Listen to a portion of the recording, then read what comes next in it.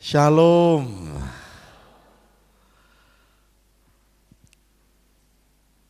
Hari ini kita akan membaca dari sebuah kitab yang tidak punya fasal.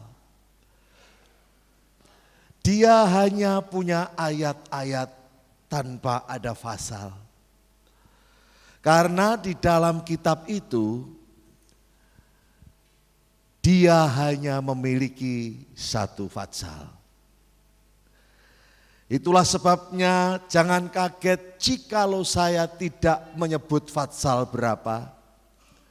Melainkan langsung kepada ayat 17 dari kitab tersebut. Ayat 17 dan baru berakhir pada ayat 25. Dari sebuah kitab yang tanpa fasal, yang hanya memiliki ayat-ayat. Mari bukalah bersama saya kitab yang ditulis oleh seorang murid, namun bukan termasuk 12 murid. Dia di luar yang 12 itu, tetapi namanya sama dengan salah satu dari yang 12 itu. Sehingga banyak orang keliru memahami, masa orang sejelek itu murid yang berkhianat, murid yang mencium guru namun dengan ciuman yang palsu. Murid yang mencium guru hanya sebagai tanda bahwa siapa yang aku cium, dia itulah yang harus kau tangkap. Nama itu adalah nama yang kurang baik, Yudas. Ternyata Yudas tidak hanya satu, Yudas yang lain adalah yang baik. Bukan termasuk 12 murid, bukan yang mengkhianati, bukan yang mencium, tetapi Yudas inilah yang menulis kitab yang malam ini akan kita baca. Kitab Yudas. Tempatnya nyaris paling belakang.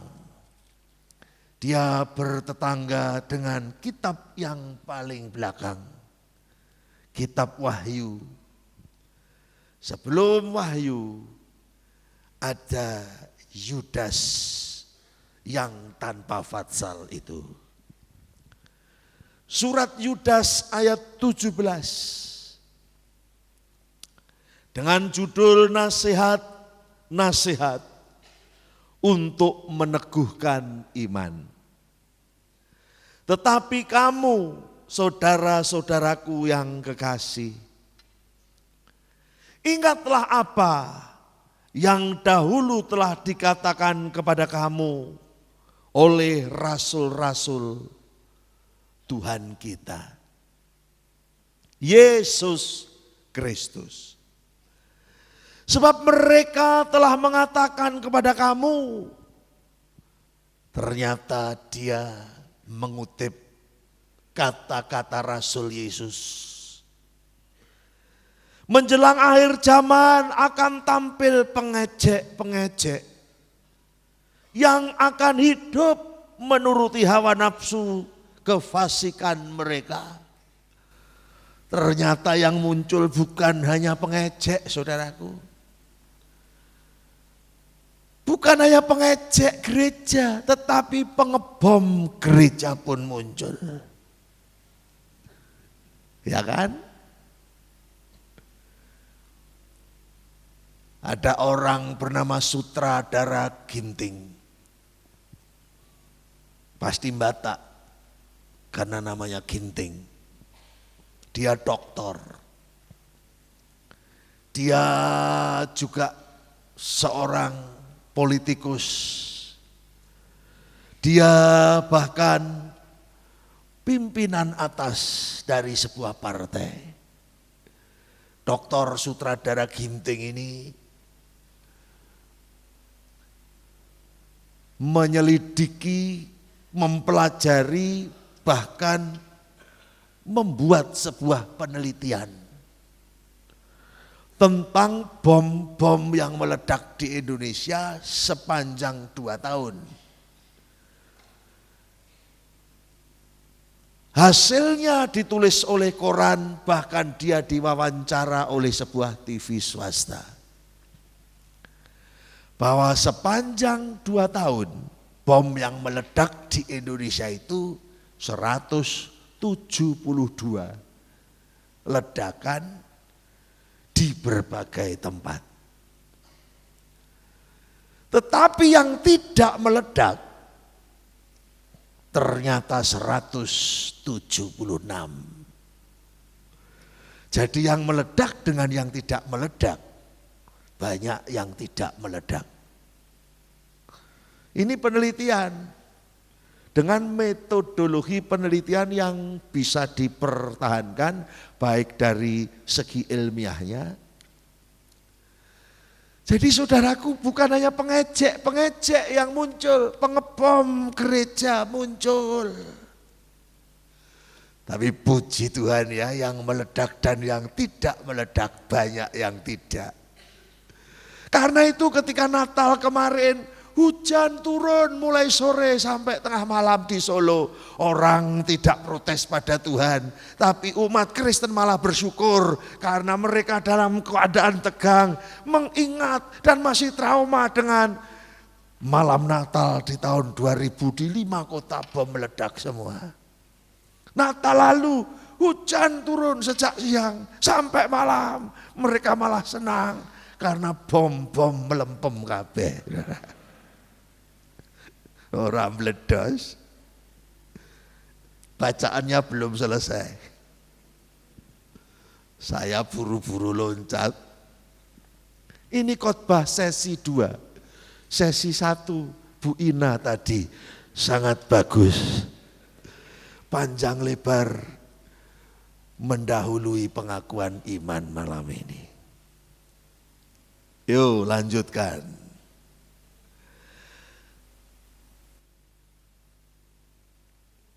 Mereka adalah pemecah belah yang dikuasai hanya oleh keinginan-keinginan dunia ini dan yang hidup tanpa Roh Kudus.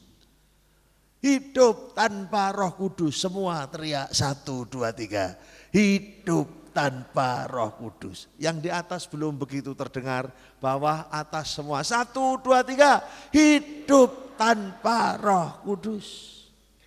Orang yang hidup tanpa Roh Kudus ya gitu itu. Akan tetapi kamu saudara-saudaraku yang kekasih, bangunlah dirimu sendiri di atas dasar imanmu yang paling suci dan berdoalah dalam Roh Kudus. Berdoalah dalam Roh Kudus, diulang 1, 2, 3. Berdoalah dalam Roh Kudus.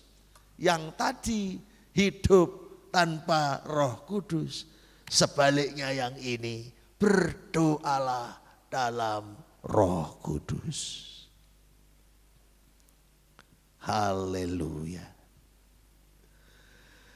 Peliharalah dirimu demikian dalam kasih Allah. Sambil berarti tidak pasif. Sambil menantikan rahmat Tuhan kita Yesus Kristus untuk hidup yang kekal, tunjukkanlah belas kasihan kepada mereka yang ragu-ragu. Menunggu hidup kekal, menunggu surga, sambil ini, sambil itu. Tidak pasif. Sambil menyelamatkan mereka dengan jalan merampas mereka dari api. Tunjukkanlah belas kasihan yang disertai ketakutan kepada orang-orang lain juga. Dan bencilah pakaian mereka yang dicemarkan oleh keinginan-keinginan dosa. Sambilnya banyak. Sambil menguatkan yang ragu. Sambil merampas yang nyaris masuk ke dalam api. Sambil mengambil jarak, jangan sampai tercemari oleh pakaian mereka yang penuh dosa. Lalu setelah penantian berakhir, hidup sama dengan menanti. Yang dinanti hidup kekal. Setelah penantian berakhir, yang terjadi 24-25. Bagi Dia segala kuasa, menjaga supaya jangan kamu tersandung, dan yang membawa kamu dengan tak bernoda dan penuh kegembiraan di hadapan kemuliaannya. Membawa kamu masuk kekekalan tanpa noda. Membawa kamu masuk surga dengan penuh kegembiraan di hadapan kemuliaannya. Itu ayat 24. Lalu ayat 25, Allah yang esa, Juru selamat kita oleh Yesus Kristus Tuhan kita. Bagi Dia adalah kemuliaan, kebesaran, kekuatan, kuasa sebelum segala abad, dan sekarang dan sampai selama-lamanya. Amin, amin, amin, amin. Suasana surga digambarkan di ayat 25. Isinya surga itu apa? Ayat 25. Puji, hormat, kemuliaan, sanjungan dari selama-lamanya sampai selama-lama-lamanya. Dari sebelum abad sampai abadi. Bacaan selesai, tapi saya belum berkata amin. Karena sambil membaca seolah-olah sudah sambil khotbah, kalau saya bilang amin dikira selesai. Masa selesai baru 10 menit.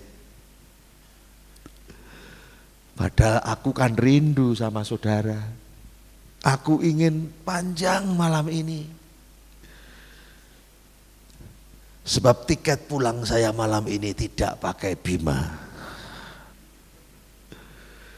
Kalau pakai Bima keretanya jam 8.55, saya salaman pun tidak sempat. Selesai khotbah, mobil yang melarikan ke stasiun sudah di starter. Malam ini saya pakai taksaka, keretanya jam 11. Kesempatan buat saudara ngajak makan saya. I have plenty of time, Mbak Gideon.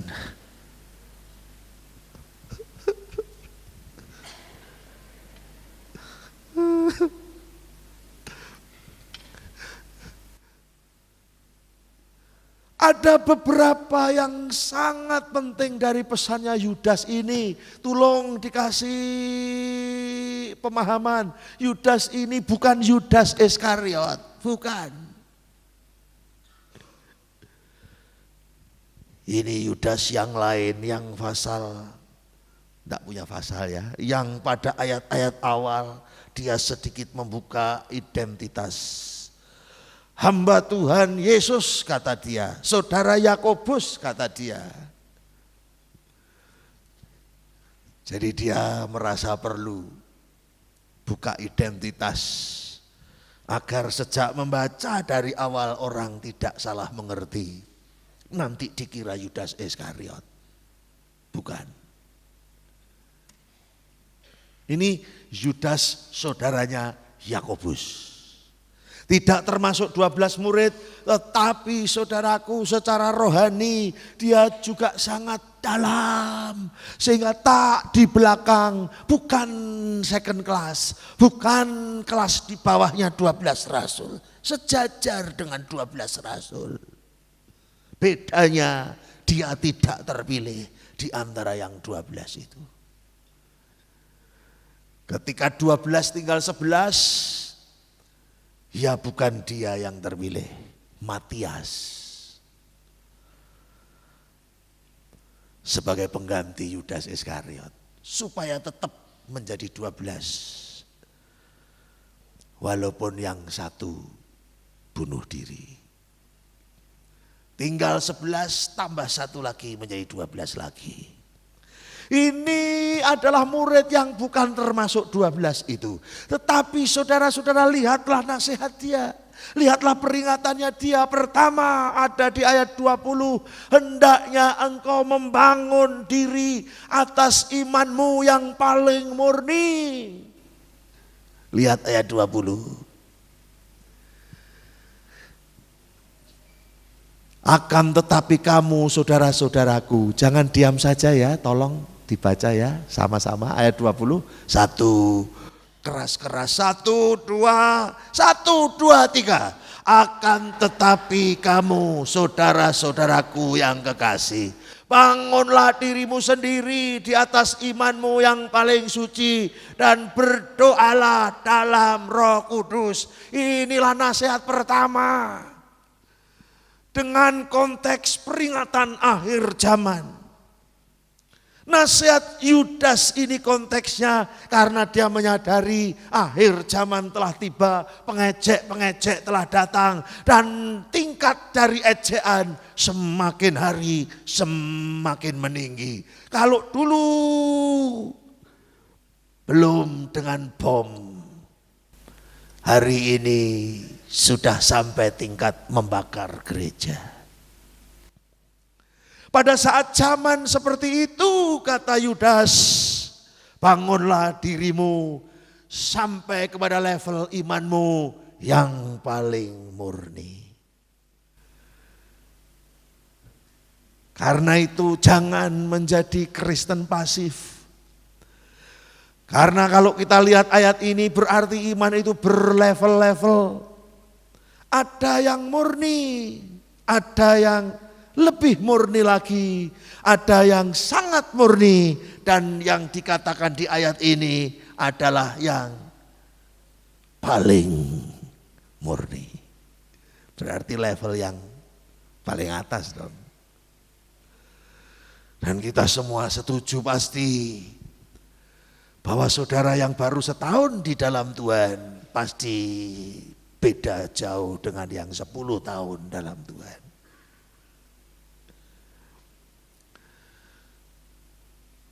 Bapak ibu saudara sekalian, tidak berhenti membangun sampai level paling murni itu tadi.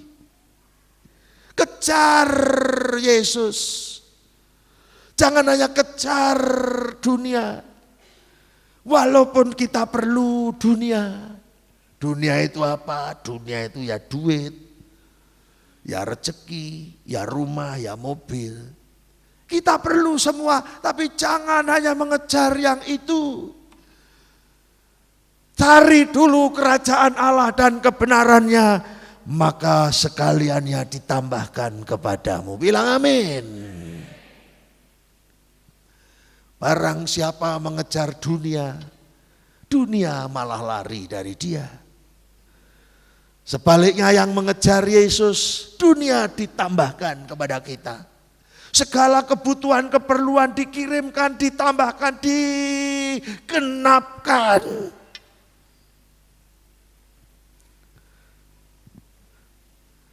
Saya punya teman, satu angkatan dengan saya.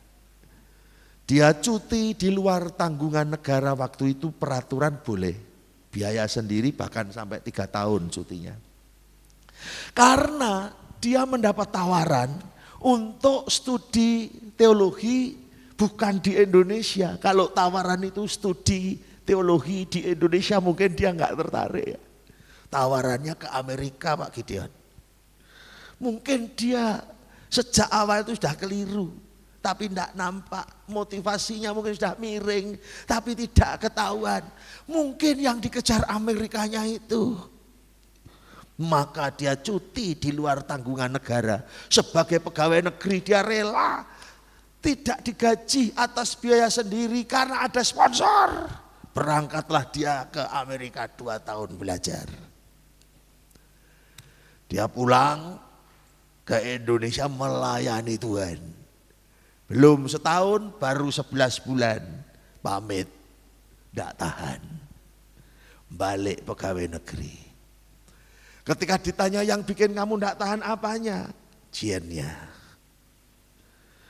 Lagi pula tidak ada jaminan pensiun untuk hari tua. Kalau aku akhirnya menjadi hamba Tuhan full, kepegawaianku ku lepas, ku relakan, aku minta pensiun dini belum bisa karena hitungan masa kerjaku masih kurang. Aku rugi, tak punya pensiun, aku kembali. Maka dia pun kembali pegawai negeri. Hari ini semua yang dulu berambut hitam sudah berambut putih. Termasuk saya, bukan hanya rambut, tapi kumis-kumis, jambang-jambang, semua jadi putih. Dodi Prasojo lihatlah, sudah mirip Abu Bakar Basir. Putih sak bringos-bringose. Saya Jumat yang lalu baru pulang ke Indonesia. 20 hari saya berkeliling di Amerika dalam rangka undangan-undangan berkhotbah. Namanya penerbangan domestik loh saudaraku. Mulai dari check-in masuk ke ruang tunggu. Orang lain tasnya, jaketnya hanya disuruh masuk ke X-ray. Saya disuruh lepas sepatu, lepas sabuk. Gara-gara wajahku ini saudara. Itu belum masalah ya kalau hanya mau masuk ruang tunggu ya. Panggilan boarding itu loh. Boarding, sudah bawa boarding pass. Orang lain masuk pesawat. Saya disuruh minggir lagi, digeledah lagi saudara.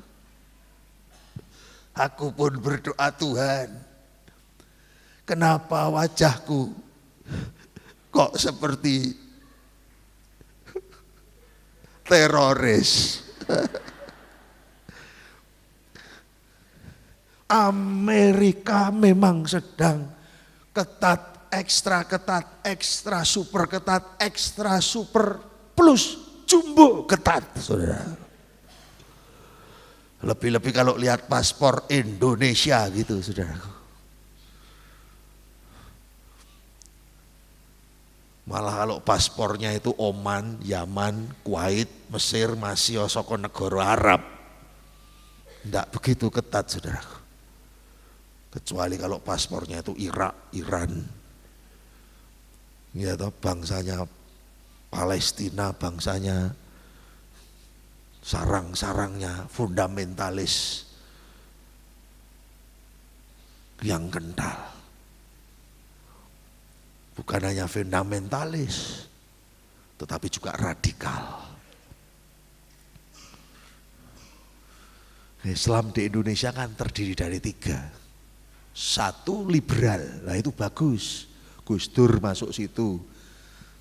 Ya toh, Nurholis Majid masuk situ, MH Ainun Najib, itu liberal, artinya itu pikirannya itu liberal, maju, pandangannya luas, dan dia pun memberi kepada minoritas di Indonesia peluang untuk sejajar dengan mereka dalam perlakuan.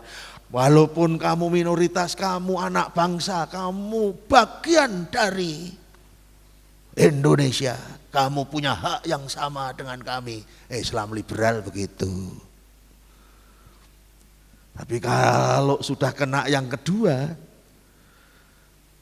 Islam radikal, wah itu bangsa Amrozi. Tapi ada yang nomor 3, disebut Islam sensual. Artinya atasnya pakai jilbab, bawahnya serba ketat. Nah, Ada liberal, ada radikal, ada sensual Pak Gideon. Dhuwure jilbab, t-shirtnya ketat, jinnya ketat. Sehingga dia layak diberi gelar Nona Ketupat. Ting pecodot.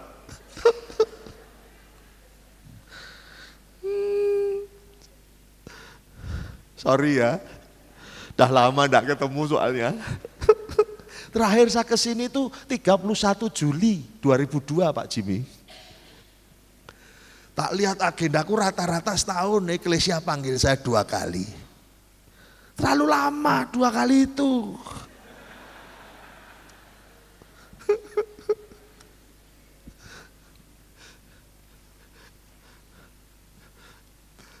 Bapak Ibu saudara sekalian, zaman seperti ini, kondisi seperti ini, keadaan seperti ini, sehingga patutlah kita kembali mengenang nasihatnya Yudas. Bangunlah dirimu sampai kepada level imanmu yang teratas. Kembali kepada temanku yang pegawai negeri, mau jadi pendeta enggak jadi, sudah melayani 11 bulan balik lagi. Dia ketika rambut sudah putih, kumis sudah putih, reunilah kita 8 orang. Yang 7 tetap hamba Tuhan. Hanya dia 1 yang kembali ke profesi. Padahal Tuhan pernah panggil dia. Yang terjadi apa? Dia kejar dunia. Dunia malah lari dari dia. Dari 8 orang ini, dialah satu-satunya yang tidak punya rumah. Sudah pensiun sekarang rumah pun tetap kontrak. Sedangkan yang taat pada panggilan melayani, biar kecil, biar sederhana, sudah milik sendiri. Tuhan berkati. Tepuk tangannya mana?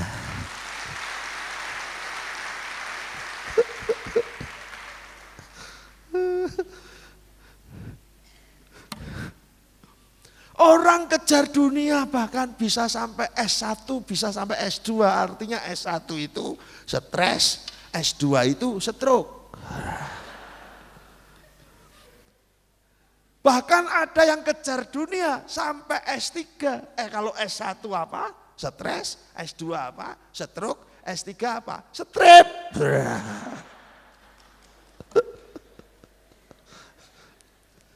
Tapi S yang dari Tuhan Yesus bukan stroke, bukan strep, bukan stres, tetapi strong. Nah gitu, nggak usah diminta ya, responsif gitu loh. Tepuk tangan itu artinya setuju. Tepuk tangan itu artinya aku diberkati. Tepuk tangan itu artinya aku disentuh. Sebab walaupun jarak kita jauh, bahkan ada yang di balkon, rinduku malam ini menyentuhmu dengan firman-Nya Tuhan. Jangan pulang tanpa membawa sentuhan.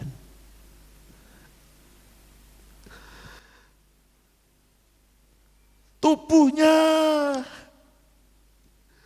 pikirannya, ada banyak orang yang hanya bulat-bulat dialirkan, diarahkan pada kebutuhan dunia. Peningkatan dunia, hak milik, kepunyaan, harta benda ingin bertambah terus. Padahal ada satu yang harus terus-menerus bertambah juga. Dibangun terus, ditingkatkan terus. Dan Yudas mengingatkan, bangunlah dirimu, ayat 20. Kalau saudara mengerti tata bahasa Gerika atau Yunani, di mana perjanjian baru ini ditulis, maka bentuk dari gramatika ayat ini ialah bentuk continuous. Dibangun secara terus-menerus, bangunlah terus sampai level imanmu yang paling murni. Kalau iman itu sudah sampai kepada level paling murni, maka ayat 20 bagian terakhir, dan berdoalah dalam Roh Kudus, itu otomatis. Ini bukan berdoa dalam bahasa Roh Kudus, bukan. Tapi ini berdoa dalam Roh Kudus, beda. Kalau berdoa dalam bahasa Roh Kudus, enggak usah dijelaskan, saudara sudah tahu artinya. Tapi kalau berdoa dalam Roh Kudus, itu artinya berdoa yang tidak formal, berdoa yang tidak dibatasi oleh formalitas. Karena doa yang kita kenal adalah doa formalitas. Artinya apa? Doa dengan mulut, doa dengan bahasa manusia, doa dengan lidah bibir, doa dengan suara, doa dengan sikap, mata ditutup, kepala tertunduk, tangan dilipat. Itulah doa secara umum yang dikenal manusia. Tapi doa dalam Roh Kudus adalah doa yang menyeberangi perkara-perkara formal tadi. Tidak perlu tutup mata, tidak perlu duduk dan tunduk kepala. Doa dalam Roh Kudus adalah rohnya yang berdoa. Dengan bahasa manusia, bahasa saudara. Tapi rohnya yang berdoa tanpa diikuti dengan formalitas doa yang lain. Tak perlu tutup mata karena rohnya berdoa, tetapi matanya harus dibuka karena dia sedang nyetir. Dia sedang nyetir, tapi dia sedang berdoa dalam Roh Kudus. Bisa saja berdoa dalam Roh Kudus dan dalam bahasa Roh Kudus. Dua-duanya bisa. Tapi yang dimaksud di sini bukan yang dalam bahasa Roh Kudus, tapi dalam Roh Kudus. Saudara di dapur masak sambil berdoa. Saudara nyetir mobil sambil berdoa. Saudara sibuk bekerja sambil berdoa. Pak Gideon sedang ngontrol pekerjaan ayat-ayat kayu, atau bahkan terlibat langsung secara fisik ikut sambil berdoa. Pak Rukman sedang sibuk dengan plastik-plastiknya sambil berdoa. Mertuanya sibuk dengan karung-karungnya. Sebab sejak dulu Tuhan kasih makan lewat karung. Sejarahnya karung bekas dikumpulkan, dinaikkan becak. Sekarang harus pakai gudang karena Tuhan memberkati. Hitunglah Pak seperti itu Pak, nangis sampean menghitungnya. Kita itu kalau ingat sejarah, kita sering nangis saudara. Amin. Dulu gimana, sekarang gimana, nangis.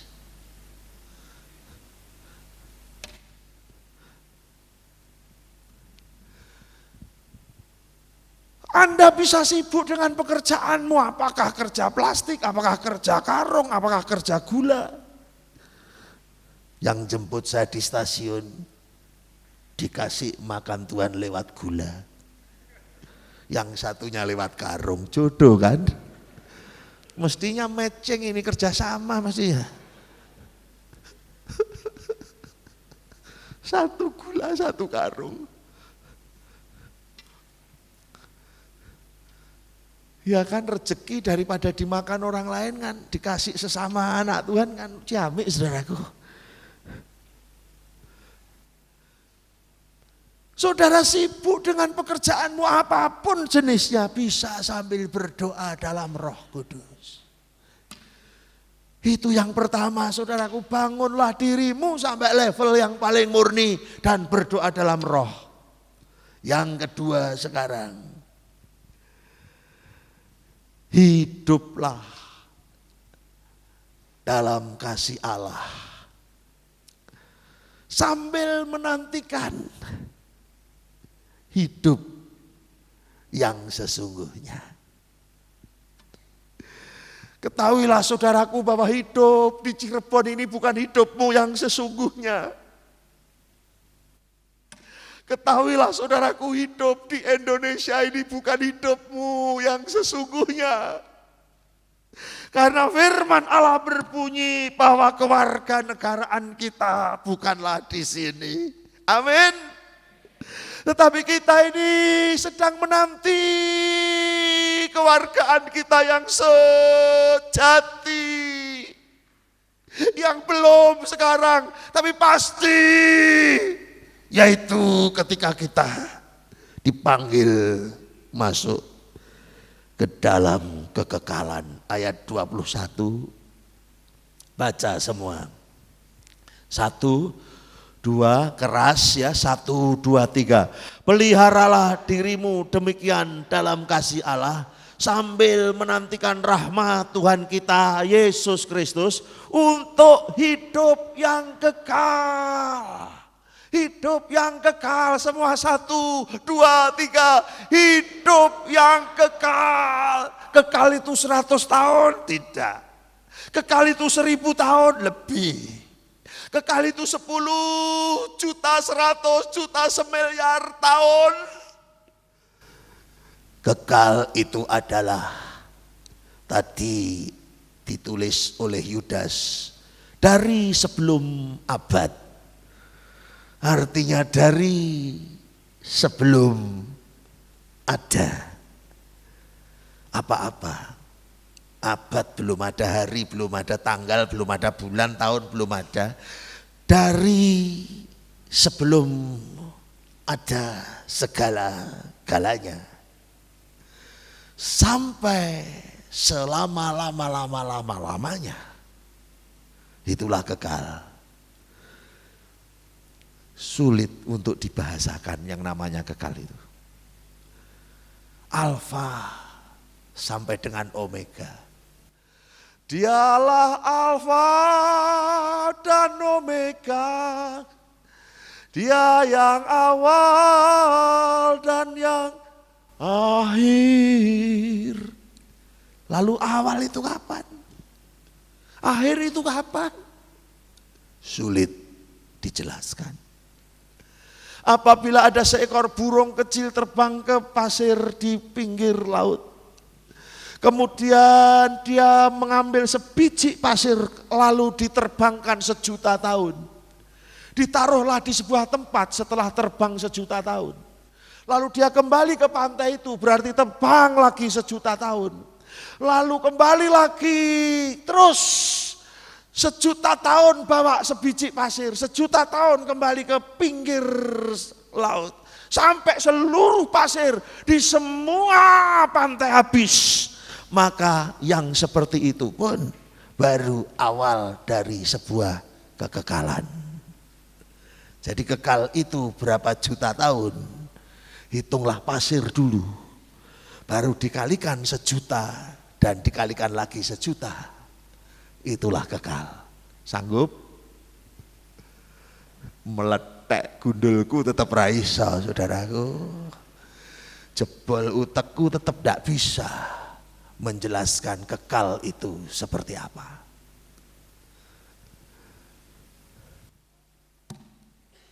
Dan itulah yang dinanti, itulah yang ditunggu, yaitu kekekalan. Hidup yang sesungguhnya itu di sana. Di sini paling saudara 80 tahun. Di sini paling saudara 90 tahun. Di sini rekor kalau bisa 100 tahun. Tak usulkan masuk MURI. Museum Rekor Indonesia punyanya Jaya Suprana. Kalau saudara bisa lebih dari 100 tahun hidupmu.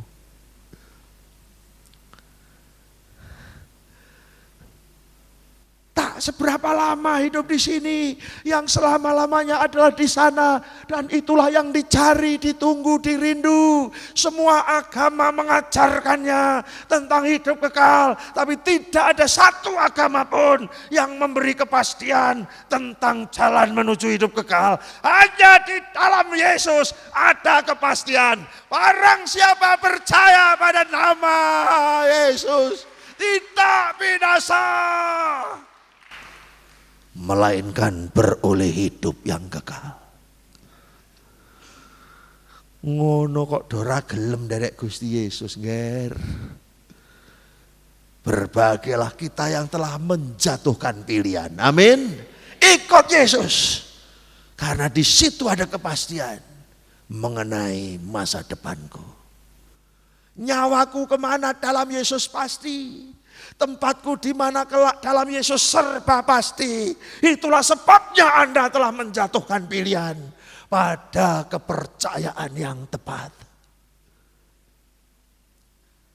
Wedhus numpak kereta nderek Yesus selami-laminya. Ngerti wedhus? Wedhus itu bahasa Jawa artinya kambing. Wedhus mangan kates nderek Yesus anti stres.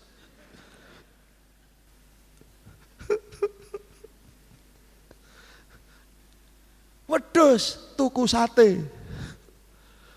Nah kalau satenya sate wedhus berarti tuku awake dhewe Pak Roni ya.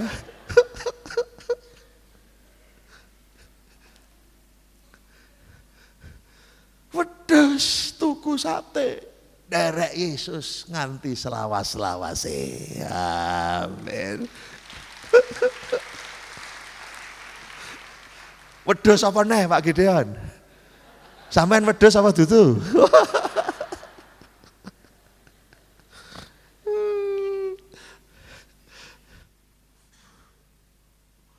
Itulah saudaraku sebabnya kita menjatuhkan pilihan Yesus. Dan untuk selamanya tetap Yesus. Ibrani 3 ayat 6 berbunyi, jangan lepaskan iman percayamu yang memberimu pengharapan dan kebanggaan itu. Aku bangga memiliki Allah sepertimu. Ibrani 3 ayat 6 itu. Jangan lepaskan kepercayaan yang kau banggakan, yang di dalamnya terkandung pengharapan itu, pengharapan yang pasti. Orang lain percaya terhadap pengharapan, tapi pengharapan yang semoga, pengharapan yang serba semoga double S, pengharapan yang semua serba semoga triple S. Semua serba semoga. Bayangkan orang mati sudah 100 hari masih didoakan, semoga masuk surga, semoga. Apa enggak? Lama-lama apa enggak stres itu? Kalau normal pasti ada big question yang akan timbul di hati. Lalu kalau orang sudah mati 1000 hari pun masih didoakan dengan doa semoga, semoga. Di manakah kepastiannya? Lain halnya dengan surga di dalam nama Yesus adalah surga yang pasti. Kuundang clap your hand. Haleluya. Yesus. Pasti banyak cerita tentang surga saudaraku. Sesuai sejajar dengan kondisi lokal, budaya lokal, muatan kultural. Di Brasil, negara yang gila bola, ada 2 sahabat. Satu namanya Ronaldo, yang satunya namanya Bebeto. Suatu hari Bebeto sakit keras dan Ronaldo menangis. Tapi Bebeto berkata, jangan tangisi aku. Nanti kalau aku mati masuk surga, aku segera sehari pasti kembali untuk menemuimu dan bercerita tentang surga. Supaya kamu tahu. Sungguh saudara, matilah Bebeto. Dia masuk surga. Ini percayaan di Brasil, dongeng di Brasil. Sehari kemudian Bebeto turun lagi rohnya ke bumi. Ronaldo. Siapa kamu? Siapa? Masa lupa suaraku? Ini suaranya Bebeto. Kamu kan sudah mati. Memang aku sudah mati, tapi janjiku ku tepati. Aku datang ke sini untuk cerita tentang surga. Iya, ceritakanlah. Surga, surga, ceritakan Bebeto. Ada 2 kabar. Yang satu kabar baik, yang satu kabar jelek. Kabar baiknya ialah di surga itu ada lapangan sepak bolanya. Dasar manusia berhasil, Pak. Di surga ada lapangan sepak bola, Ronaldo, kabar baik. Tetapi kabar yang tidak baik ialah besok sore ada pertandingan dan kamu disuruh main ke sana. Kamu menjadi center for. Harus ikut menjadi kesebelasan.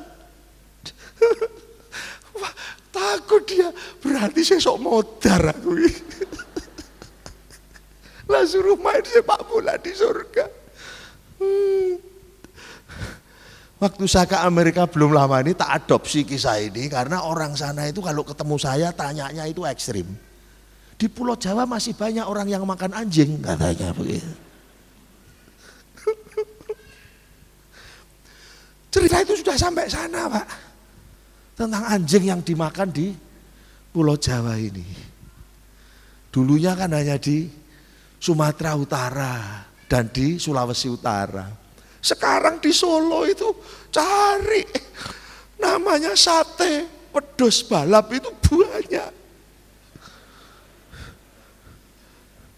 Warung-warung dengan layar putih baru tulisannya merah jelas, ada neon di dalam sehingga terang benderang. Rica-rica RW. Artinya RW Raja Waung. Lalu tak kasih kisah-kisah tentang anjing. Saya khotbah di sana itu kan harus belajar sensnya orang sana ya. Saya pernah hidup cukup lama di sana dulu pada waktu masih muda. Sehingga masih ingat titik ledaknya di mana, sense of humornya lain, saudaraku.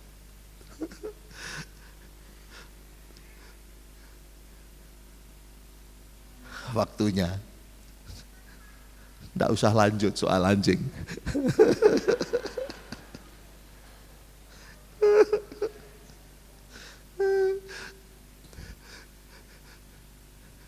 Banyak kan cerita mengenai anjing, anjing yang baik juga banyak.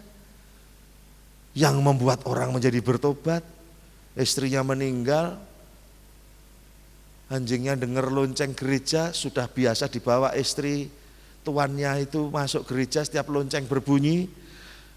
Sekarang istrinya sudah mati, suaminya kafir, tidak mau gereja. Tiba-tiba anjing ini gelisah loncat keluar lari. Sang tuan mengejar, larinya masuk gereja. Karena sudah berpuluh tahun dengan majikannya yang perempuan, setiap lonceng berbunyi masuk gereja. Suami ini seperti dihapus otaknya, dihilangkan pikirannya sama Tuhan. Tidak sadar kalau larinya dia itu mengejar anjing itu masuk gereja. Begitu masuk pas pendeta votum, doa pembukaan. Selesai, silahkan duduk. Gitu. Semua yang tadi berdiri duduk, lah dia kan berdiri sendiri. Maka terpaksa duduk dia. Dengar khotbah waktu itu, pengkhotbahnya undangan Ciame. Injil jelas, bertobat dia. Banyak kisah anjing yang bagus. Tak kasih cerita tentang anjing yang dilatih oleh tuannya karena tuannya ini Kristen.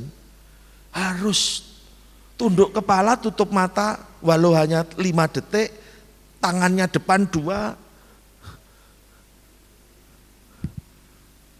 Amin, kasih makan.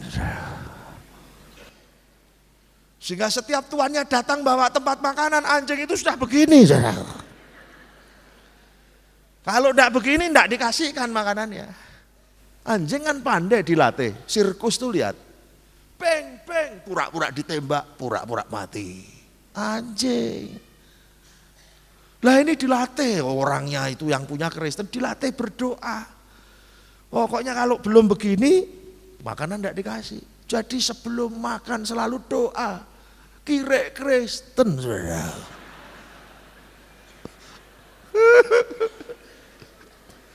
Suatu hari terlepas dia itu, lari ditangkap sama pemakan anjing. Tuannya mencari setengah hari baru ketemu, dikasih tahu, oh tadi ditangkap si A. Dia datang ke rumah si A. Betul, anjingku kesini kau tangkap. Oh kamu toh yang punya. Kamu satu-satunya orang Kristen di sini. Oh kamu yang punya. Makanya sebelum tak sembelih berdoa dulu. Punya kamu anjing itu.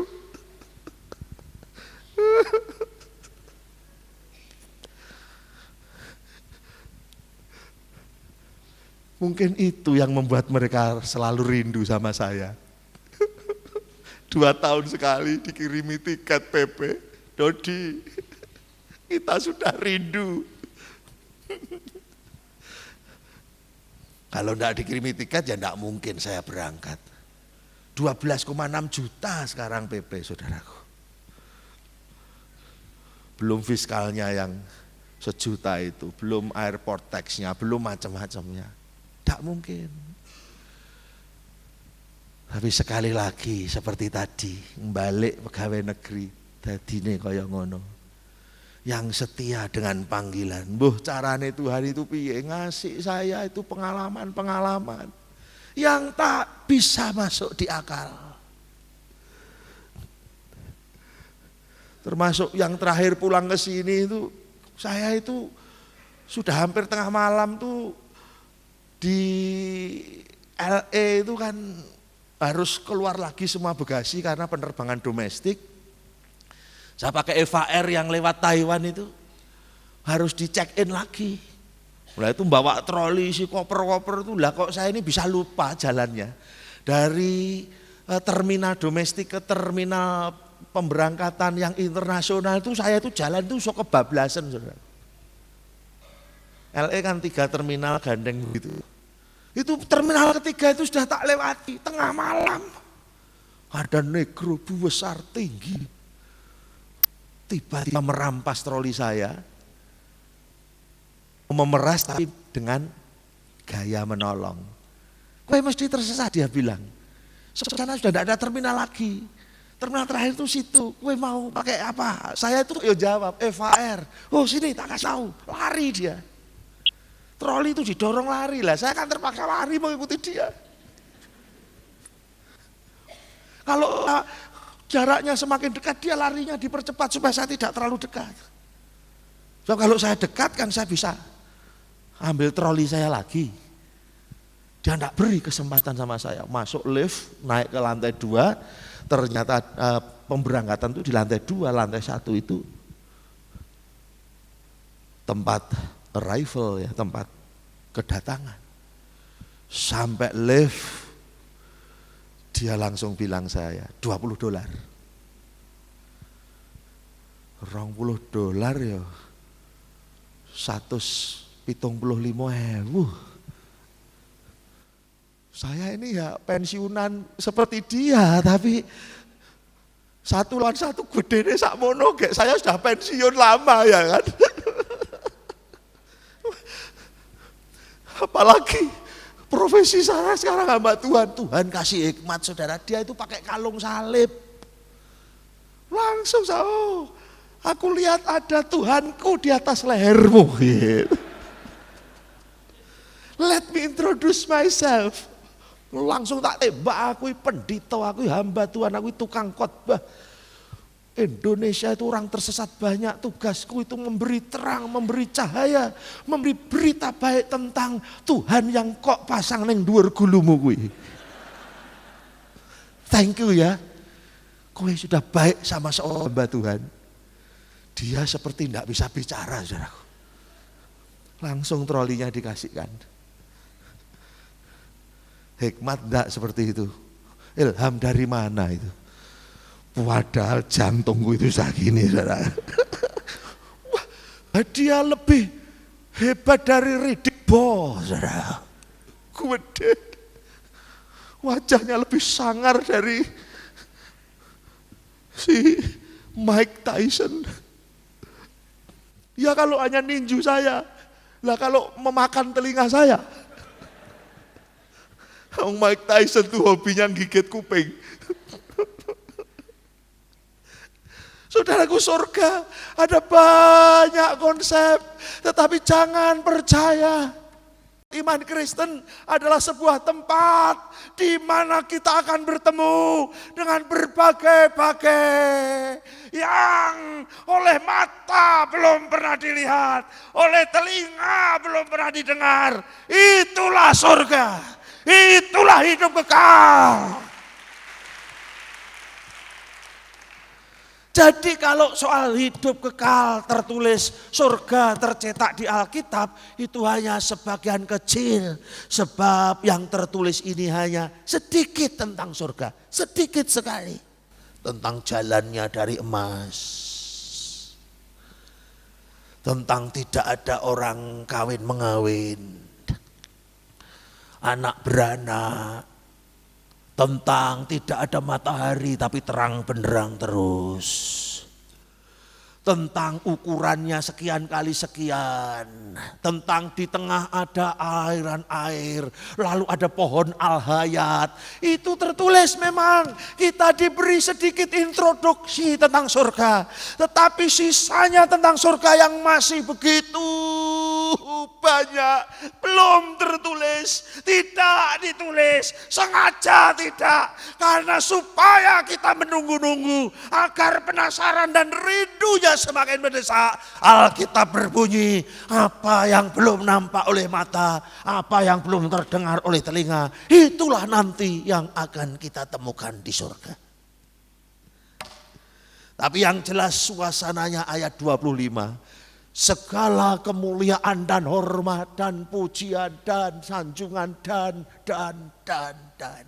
hanya bagi Dia yang layak menerima dari sebelum abad sampai selama-lamanya. Itulah saudaraku hidup kita yang sesungguhnya nanti. Cerita-cerita lain soal surga dari kepercayaan apapun jangan dipercaya. Sebab di Pulau Jawa ini saja ada yang sangat nyeleneh kepercayaan. Dan ini dipercaya oleh orang-orang Jawa. Bahwa di surga nanti kita akan dilayani oleh bidadari-bidadari. Coba toh, makan disuapi. Iya toh, mandi dimandii. Bidadarinya mandi sekalian. Cantik-cantik, ada yang seperti Jennifer Lopez. Ada yang seperti Krisdayanti. Isinya surga bidadari-bidadari cantik-cantik. Sudah mati pikirannya masih ngeres, saudara. Surga isinya bidadari-bidadari cantik. Ada yang seperti Inul. Yang lain mijat-mijat, yang lain nyuapin, yang satu nyanyi menghibur dengan gaya pengeboran lepas pantai.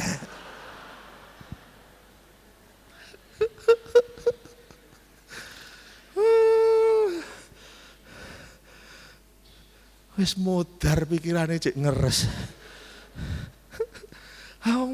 Wis mati loh cek mikir Inul. Jangan percaya. Surabaya kan barusan ini geger, ada Kiai Haji yang juga seorang budayawan, penulis puisi yang hebat. Namanya adalah Kiai Haji Bisri. Titik-titik Bisri. Siapa yang ingat? Siapa? Ya, keras. Titik-titik Bisri. Khalil Bisri. Dia itu mau ceramah di Surabaya, lalu diiklankan gitu loh. Tema ceramahnya dia, Khalil Bisri ini. Ceramahnya dia itu temanya ialah mari para ulama doakanlah Inul, gitu lah. Jadi jangan hanya ngeritik, mencerca, tapi berilah dia jalan, berilah dia bimbingan. Tapi karena ini seorang budayawan yang mau ceramah, ya kiai, ya haji, ya budayawan, Khalil Bisri ini. Maka saudaraku, iklannya itu gambarnya adalah santri-santri yang melingkar sedang bersikir, di tengahnya ada Inul yang sedang menyanyi. Lalu tulisannya besar di situ, sikir bersama Inul. Namanya bahasa sastra ya, jadi maksudnya itu semua kumpul untuk mendoakan Inul gitu. Supaya tidak seperti itu. Tapi malah diterima salah, saudara. Ada yang nelpon, iklan itu harus turun dari tembok masjid. Kalau tidak tak bakar. Sehingga polisi gegana datang, tong sampah pun diperiksa dengan alat.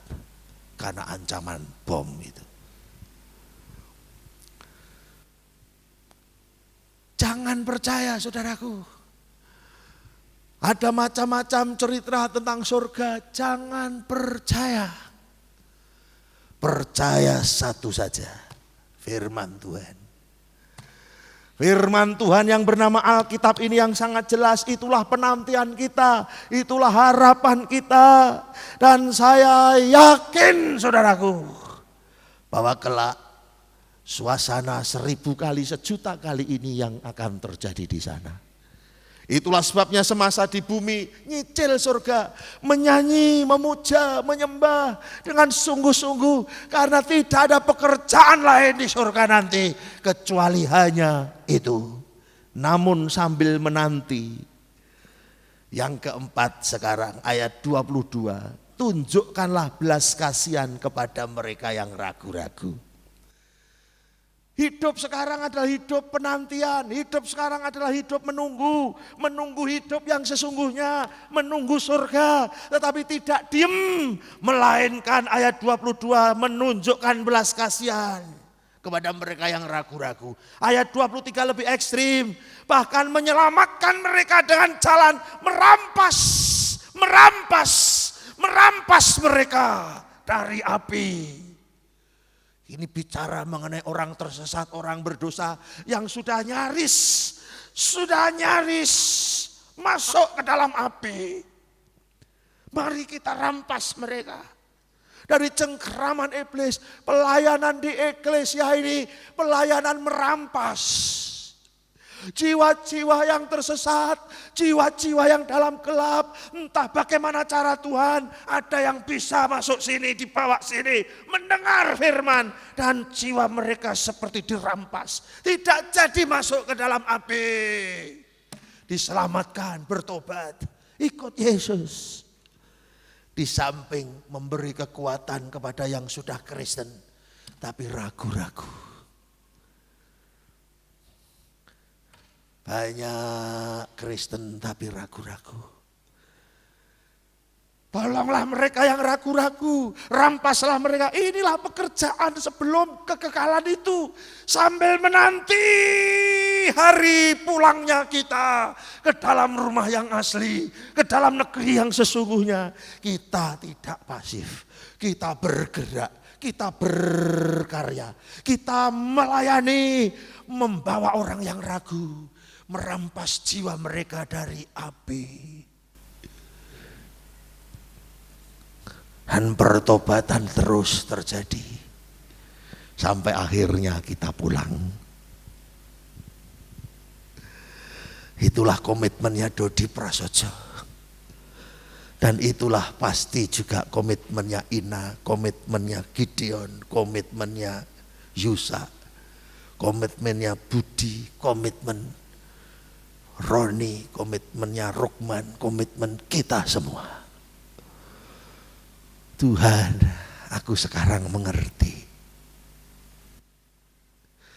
Satu, aku harus membangun terus imanku sampai level menjadi iman yang paling murni. Dua, Aku menantikan negeriku yang sejati.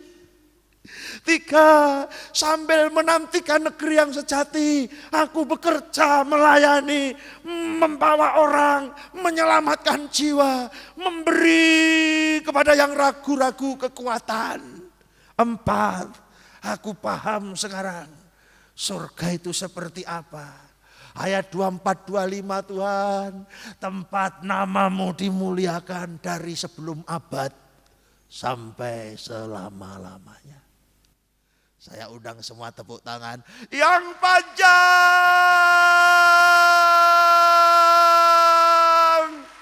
lebih panjang.